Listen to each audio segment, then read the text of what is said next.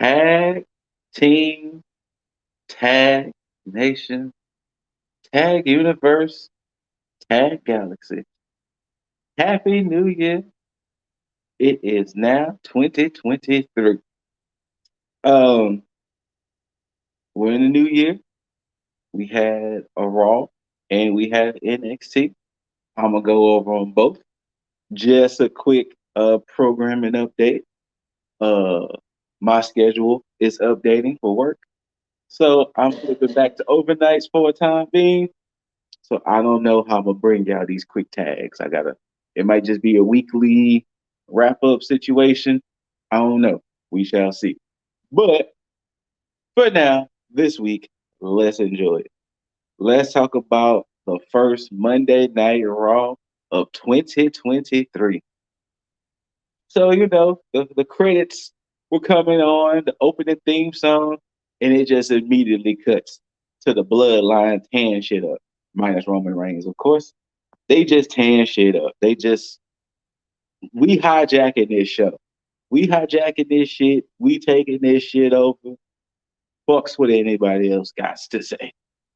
Um, KO comes out first, and KO was just like, "What are y'all doing? Like, what are y'all doing, and why y'all doing this? Like, stop the madness, stop the violence, like, chill." And KO was about to run at that bed. Look, 4-on-1, let's do it. Pierce comes out and was like, "No, no, no, no, no, no, no, no, no, no, no, no, no, no. We'll do it more civilized." They send in security. Of course, you can't send in security. So then KO runs in there. He's getting beat up 4-on-1, and then Pierce, does the infamous "come on, come on." The whole Raw locker room virtually comes out. Bloodline's going heads up with him, but ultimately the Raw locker room wins. Um, there was a backstage segment where they was like, "Oh no, sorry." Bloodline tries to leave, and Pierce was like, "No, no, no, no, no. Y'all came here for a fight. This, that, and the third. I'm putting y'all in matches."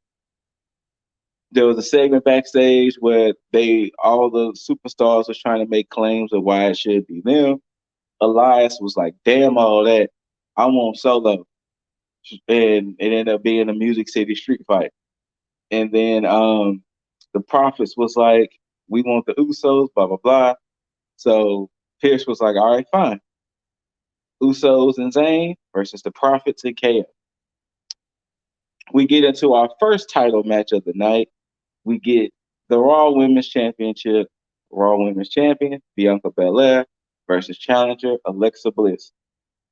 This match was not clicking. I don't know if Bliss and Bianca's chemistry isn't fully there. I don't know what, but it wasn't a good match. Uh, thank goodness, personally, it was on Raw. Because had that been a pay-per-view match, see that face?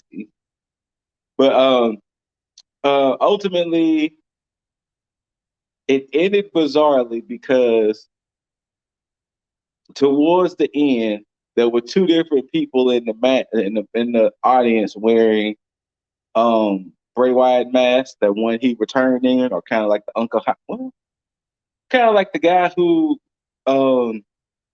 Sister Abigail Bray on SmackDown, and it was distracting the Bliss. Then eventually the moth flashed on the Titantron. Then it led to Bliss attacking the ref. Then Bliss attacking Bianca. Then she just steady attacked Bianca, just completely starts to beat the shit out of Bianca. Oh, excuse me. Once again, would be a quick tag right on. Um, first one of 2023, baby.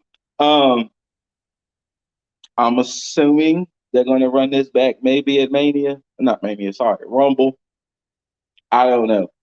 But Bianca had to get helped out the ring by Montez. They even did an interview with Bliss where Bliss was talking about how she was fully in control, and this, that, and the third. It was just like I said, it was just off. Theory had an interview because Theory versus Rollins for the United States Championship. Theory popping his shit. Then we get to the second match: Elias, Solo Sikoa, Music City Street Fight. Solo Sikoa, mama, there goes that man. Uh, and unless they do some bad booking with him, um, or I don't think he's injury prone, but boy, he as a heavy, as a destruction maker, taker, all of the above, yes. Him as the muscle to the bloodline, yes. Because they was going at it. And whatever Elias kept trying to throw at Solo wasn't working. Even had musical artist Hardy, who has one of the songs for Rumble. He hit Solo in the back of the he hit Solo in the back with a guitar, and Solo turned around and stared at him like, "Run, just leave my ring." He hit the Uranagi on the piano to Elias. He caught Elias off the top rope with a Samoan spike. It was Elias tried. He tried, but ultimately Solo gets that dub. Uh, then it leads into Zayn and the Usos versus KO and the Profits. Um, the Usos and Zayn gets the W due to, of course, interference. And when Usos and Zayn was going for the beatdown, McIntyre and Sheamus comes out for the save. We get Dexter Loomis versus Gable. Loomis wins. Damage Control has a little interview segment, which leads to Becky Lynch coming out. Becky Lynch was like, "I'll fight. I'll fight the two little. I'll fight the flunkies. I'll fight the two ones that matter because they the ones with championships, unlike you, Bailey." So he was like, the man was like, "I'll fight the champions 2-on-1 mid match. Meechin, Mia Yim, which I wonder, are they trying to get over changing her name to Meechin because they was definitely calling her that a lot more this match. Like they were still saying Mia Yim, whatever, but really they was calling her Meechin a lot. So we'll see. But she comes out to be Becky's tag partner. For reasons, Becky gets distracted, starts to fight Bailey and whatever, which led to them kind of jumping Mia Yim. Io hits the moon over moonsault, blah, 1, 2, 3, Damage Control wins. Um, Dominic, that damn Dominic. He had a segment where I guess he was still in jail or whatever, but he was in this white room talking about how, being in jail has changed me. I'm a different man. If you look closely, he even had a teardrop tattoo on his face. Um, but he was like, yeah, being in here has changed me. I'm gonna be more dangerous, blah blah blah blah blah blah. It was actually a pretty kind of fire promo because it came out of nowhere in the fact of how Dominic has been so damn dramatic with him getting arrested, which if you didn't know, he got arrested on Christmas when he tried to go to Rey Mysterio's grandfather or his great grandfather's house and try to do the same thing. And some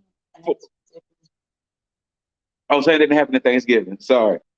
And for reasons, it led to I forgot her name. But Dominic's mom slapped Rhea. Then the cops magically showed up, but Dominic gets arrested. And it was like, huh, okay. But yeah, so we'll see what this new and improved Dominic is going to be. Was there other little promos and things? I know they showed chapter one of Cody Rhodes' Road to Recovery. Um, I'm expecting maybe Cody might be at the Rumble and possibly win said Rumble and finally be the one to dethrone one Roman Reigns at Mania. Maybe. Um, but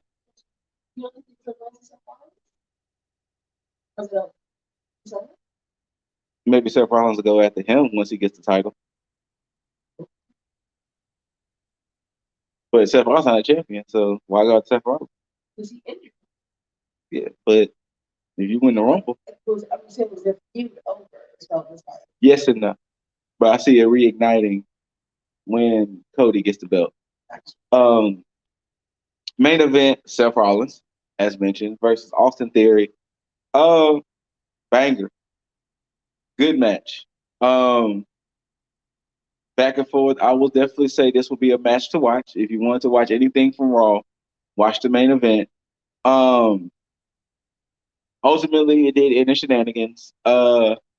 Referee got distracted. Rollins got hit with a low blow. Then got hit with the A-Town down. Boom, 1, 2, 3. Theory retains. That was basically Raw. The first Raw 2023. I cannot remember what was supposed to be on schedule for next week, but here we are. Now moving on to NXT. It starts off with Carmelo Hayes versus Apollo Crews. They didn't officially say that this match was number one contender, but they were basically kind of implying that whoever wins potentially could be next in line. Of course, Hayes had Trick. Towards the end, Williams did get involved, which caused Carmelo to get the dub. And then after that, Axiom attacks both, which led into Axiom versus Trick Williams, which was already on the card. Carmelo stayed out there, but Carmelo did not interfere. Maybe because his match was so grueling with Cruz that he was just like, I can't do it, but he didn't interfere. Um, Axiom gets the dub. They tried to beat up Axiom. Cruz comes back out. They run it. Uh, You had New Day in the back, still trying to get Pretty Deadly to do stuff so they could earn them a championship match. And then Schism comes up. They have some back and forth, which ultimately is going to lead to Kofi Kingston versus Joe Gacy. Next, we had what happened when Dijak snatched stacks from the ring last week during the Wesley and Tony D'Angelo North American title match. Apparently Dijak had Stacks handcuffed and basically said, "You and the Don do things your way, I do things my way." Blah blah blah. And then Stacks was like, "Well, how about we just sell it in the ring?" And Dijak was recording the conversation for reasons on a tape, and then he just left the key, and then we roll right into Dijak versus Stacks. And I'm sorry, Dijak and this whole Terminator Cobra justice gimmick. It's unique for me, and that's the reason why I keep saying his name like a late '80s, early '90s action movie title because he comes out there like it. Like he has the thick blue blockers. He has the big overcoat. Not so much a trench coat, but the big coat coming out all tan, hair spiky, jet black, and he's Dijak. You don't want to cross him in a dark alley. But yeah, Dijak. Yes, I mean, was there any thought? And it leads to him and Tony D getting into it, and they're gonna have a match next week at New Year's Eve. Sorry, I forgot what the name of that theme show was. Chase U had a segment with Gulak. Gulak was teaching pointers, and then Andre Chase comes and was like, "Hey, what's all this? What's going on?" And And Gulak was popping shit, talking about, well, I think it chased you guys are kind of soft with a capital T and things like the other. So Andre was like, you know what? We'll sell it later on. This little session is over with. Oro Mesa, Javier Bernal had a little segment which it led to they're going to have a match later. Toxic Attractions, JC and GG. They come out there saying that 2023 is going to be their year, but they got to both start with Roxanne. Then it leads to Indy coming out, popping shit to them. Cora in the audience, she's popping shit. Nikita, she's popping shit. Zoe, popping shit. Wendy Chu comes out. Wendy Chu comes out. They all just talking shit towards each other. Then Thea Hale just, girl fight! And then they just all the women just swarm the ring. And then even from the back, they just swarm the ring and just scuffles. Mad scuffles. Then, of course, Alba Fire and Isla Dunn are supposed to have an Extreme Resolutions match. So their fight was taken from that, and they started fighting towards the exit and everything.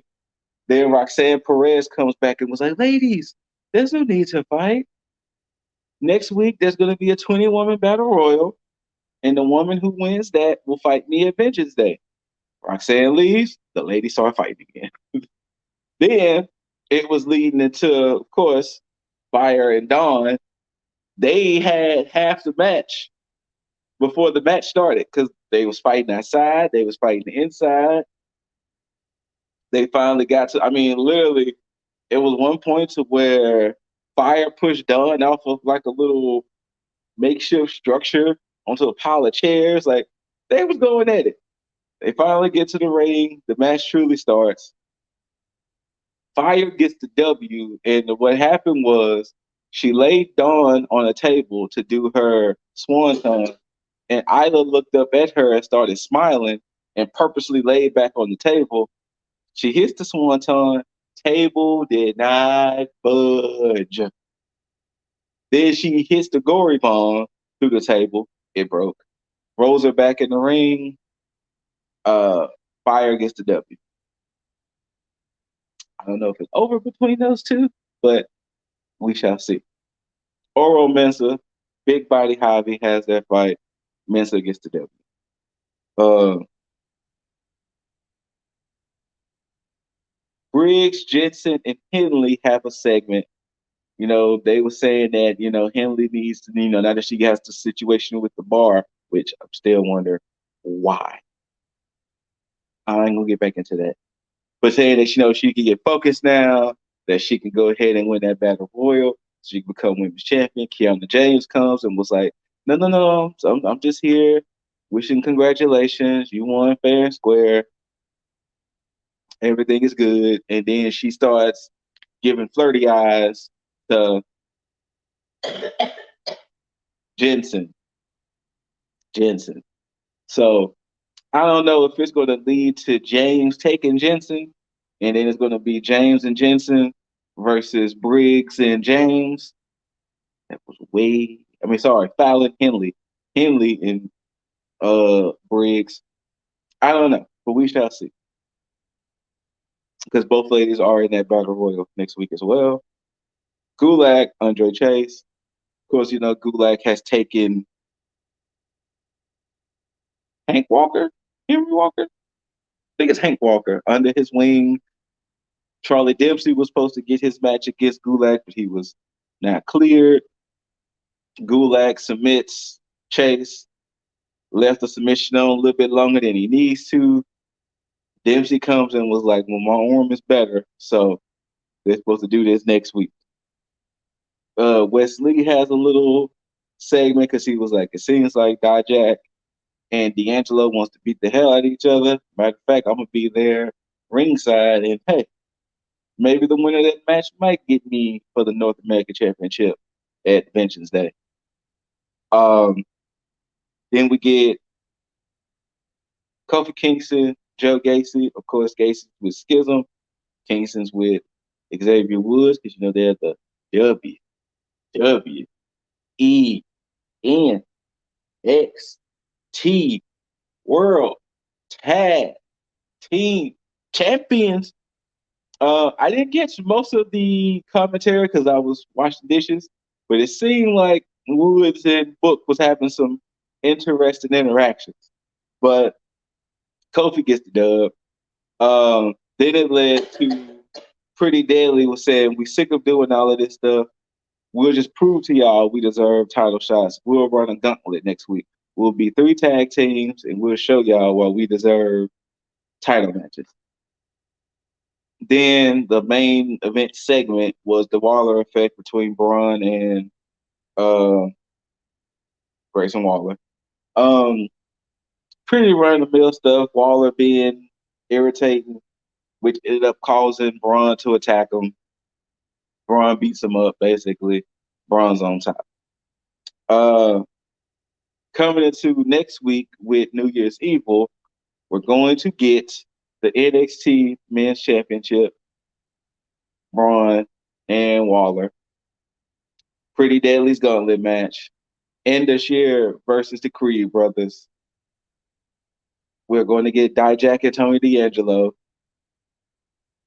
the 20 women battle royal, Charlie Dempsey and Drew Gulak.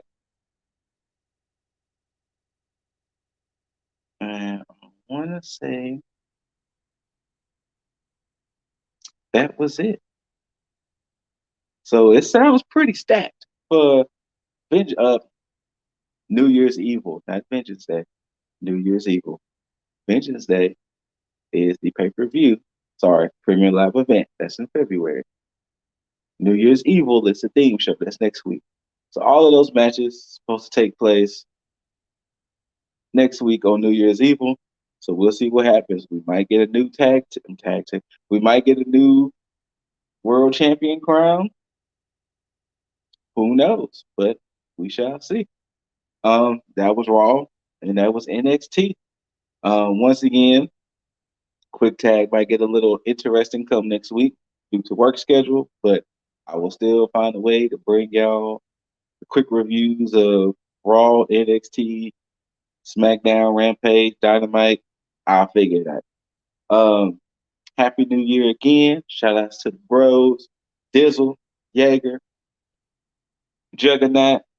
I'm, of course, the Quattro, Scootaloo. And if you're new here, that's because I'm 4-time prediction champ, hence the name. Current champ at the moment. And I plan on keeping it after Royal Rumble. So that's the next time I have to defend my title. And I plan on keeping it. So thank y'all for tuning in.